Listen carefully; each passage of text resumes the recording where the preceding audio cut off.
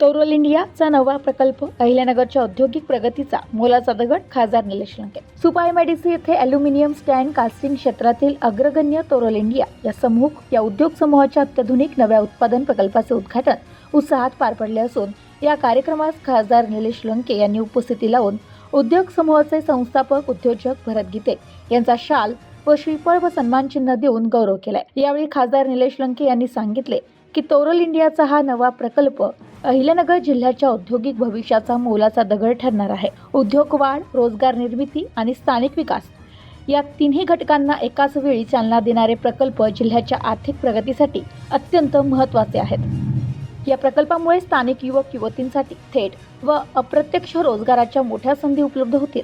तसेच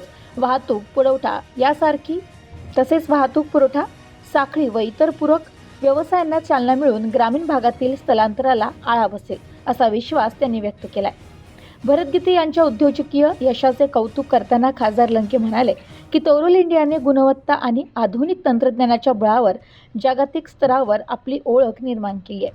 असे उद्योग अहिल्यानगर जिल्हा व महाराष्ट्राच्या औद्योगिक प्रगतीत मोलाचे योगदान देत राहतील अशी अपेक्षा त्यांनी यावेळी व्यक्त केली आहे. Bureau report, news today 24, Ahilyanagar.